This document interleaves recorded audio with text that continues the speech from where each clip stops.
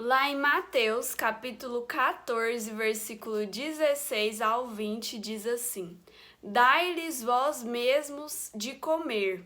Mas eles responderam: Não temos aqui senão 5 pães e 2 peixes. Então ele disse: Trazei-mos. Erguendo os olhos ao céu, os abençoou. Todos comeram e se fartaram. Bom, muitos aqui conhecem essa passagem, né, da multiplicação de pães e peixe, aonde Jesus estava ali, mediante a uma multidão, e ele não queria que as pessoas ficassem ali, né, por aqueles dias e passassem fome. Ele queria também alimentar o físico daquelas pessoas e não somente o espiritual. É aonde Jesus fala para os discípulos, né? Dê de comer esse povo. Só que os discípulos falaram: a gente só tem 5 pães e 2 peixes. Como é que a gente vai conseguir alimentar uma multidão somente com isso? E aqui eu quero trazer uma aplicação para a nossa vida hoje. Talvez a gente pode ter pouco, como os discípulos tinham ali naquele momento. Apenas 5 pães e 2 peixes. Talvez a multidão seja o nosso problema. Às vezes a gente olha uma imensidão de problemas e a gente pensa: como é que eu vou conseguir não tendo condições? Como é que eu vou conseguir tendo apenas isso aqui? Tendo apenas os 5 pães e os 2 peixes. Então os discípulos olhavam para os pães, olhavam para os peixes, olhavam para a multidão. A conta não batia. Então vamos aqui parafrasear. A multidão é o seu problema. Os pães e os peixes é aquilo que você tem. Então, o que nós devemos fazer? Entrega ao Senhor aquilo que você tem.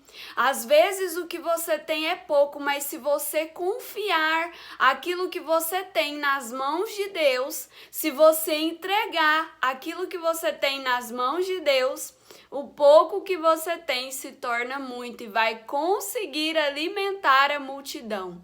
Então, tudo aquilo que tanto te preocupava, o problema que tanto te afligia, hoje não precisa mais ser considerado como um problema, porque uma vez você entregou e confiou o seu dia a dia a Deus. Você entregou e confiou aquilo que você tinha a Deus. Eu não sei qual é o problema que você tem enfrentado.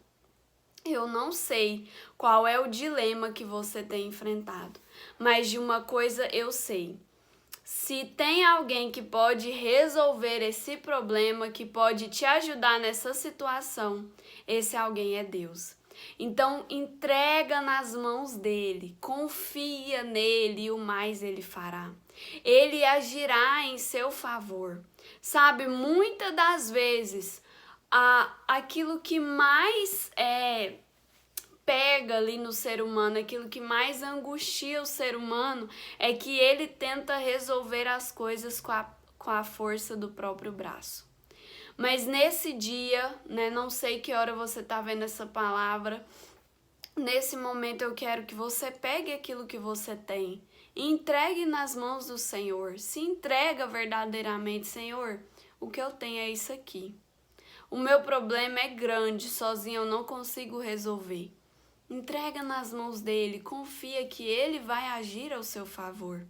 Sabe, entregar verdadeiramente é você confiar.